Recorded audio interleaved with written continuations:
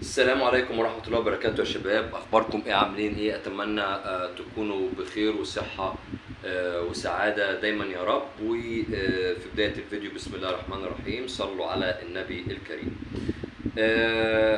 طبعا ما عندناش غير كل يوم محمد صلاح، خلاص مفيش غيره في الحديث العالمي كله، يعني على الساحة العالمية ما حدش بيتكلم غير عن محمد صلاح واتحاد جدة. يعني مش أنا بس، القصة مش فيا أنا بس.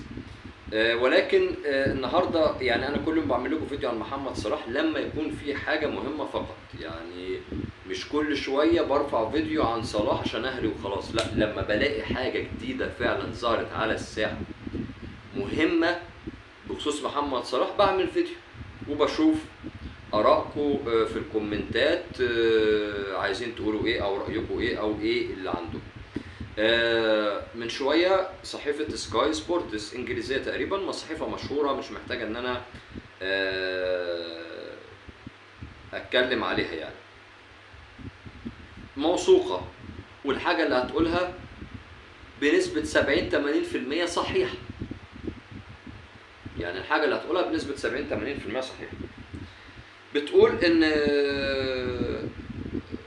اداره ليفربول الانجليزي، طبعا مفاجاه بالنسبه لي واكيد بالنسبه لكم، ابتدت يعني تبحث عن بديل جواو ابتدت تبحث عن بديل لمحمد صلاح. وهذا الكلام معناه ان اتفاق اتحاد جدة تم، والراجل ماشي لاتحاد جدة وبيدوروا على بديل ليه علشان يوفروه في ليفربول، يشوفوا نجم حريف كده زي محمد صلاح هداف يجي يا باشا مكان محمد صلاح في ليفربول، عشان محمد صلاح قال سلام عليكم انا ماشي على اتحاد جدة. الكلام ده انا ما صدقتوش في الاول، قعدت ابحث هل الكلام ده صحيح، هل الكلام ده مظبوط فعلا، هل لقيت الكلام ده مظبوط. في صدمه بالنسبه لي ان اداره ليفربول عايزه مين؟ عايزه اللاعب اتلتيكو مدريد البرتغالي. ها توقعوا مين؟ حريف زي محمد صلاح، سنه صغير ولعب في تشيلسي وفشل، جواو فيليكس. يعني اللي يجاوب الاجابه صح احييه. انا سكت كام ثانيه كده عقبال ما انت تحاول تجاوبها. جواو فيليكس. اداره ليفربول الانجليزي قالت ان هي بتدور على بديل صلاح. طيب لما سالوا الكشافين والمدير الفني وكده شايف مين؟ قال لك جواو فيليكس. اداره ليفربول الانجليزي دخلت في صفقه اللاعب البرتغالي، طبعا هو تقريبا رجع اتلتيكو مدريد بعد انتهاء اعارته مع تشيلسي، وكانت اعاره فاشله لان ما عملش حاجه فيها وما ظهرش فيها بالشكل المطلوب، وكان تقريبا بيقعد احتياطي وكانش يعني. انا عن نفسي مش مقتنع باللاعب ده قوي، ولا هو ولا برونو بتاع مانشستر يونايتد. يعني في منتخب البرتغال كانوا ضعفة جدا وما ساعدوش كريستيانو وظهروا باداء مش هو. فاستغربت ان اداره ليفربول بتدور على بديل لمحمد صلاح. يعني بقى قصه انتقاله لاتحاد جده، وقصه ده رايح كشف الطب في دبي عشان اتحاد جده، وقصه الاغراءات الماليه اللي قدمتها اتحاد جده، رضخت اداره ليفربول في الاخر. يعني برضو كده الصحف السعوديه اللي اتكلمنا في فيديو امبارح، عكاظ وصحيفه المدينه وقنوات سعوديه ما كتبتش ده كده. الاعلام السعودي قال الحق.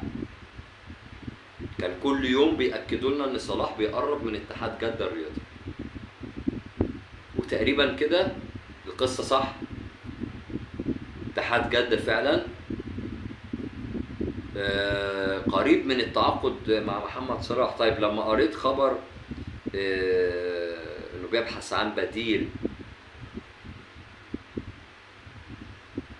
محمد صلاح، ليفربول بيبحث عن بديل محمد صلاح، اكد لي ان حتى لو الانتقال ما تمش لاتحاد جدة بس في مفاوضات قوية خلتهم يرضخوا لمطالب اتحاد جدة واغراءاتهم المالية. طبعا مش عايز اكلمكم في قصة الفلوس والملايين محول بالجنيه المصري والريال السعودي، لان ما شاء الله مبلغ مهول بالمليارات،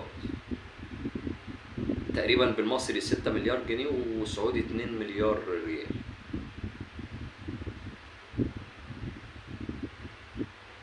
بس ده كان فيديو النهارده، اتمنى تتابعوني على التيك توك هناك. مستنيكم، وبالله عليكم مشاهدة للآخر ولايك، واللي عنده كومنت يسيبه وأنا بقراه سواء انتقاد أو إشادة. وبشكركم جدا على حسن المتابعة. ودي النقطة الوحيدة اللي اتكلمت فيها النهاردة. يعني ملخص الفيديو كده إني إدارة ليفربول بتسعى لتوفير بديل محمد صلاح، وباصين على جواو فيليكس لاعب اتلتيكو مدريد البرتغالي. طب بتسعى توفير بديل محمد صلاح ليه؟ لانه تقريبا خلاص انتقل الى اتحاد جدة الرياضي. زي ما احنا عارفين في مفاوضات بقالها شهر، مرة او مرة لا، مرة فوق مرة تحت، مرة يمين مرة شمال. اخر حاجة وصلوا لها ان بيبتدوا يبحثوا عن بديل محمد صلاح، وده معناه ان اللاعب يا مشي يا في طريقه الى الرحيل.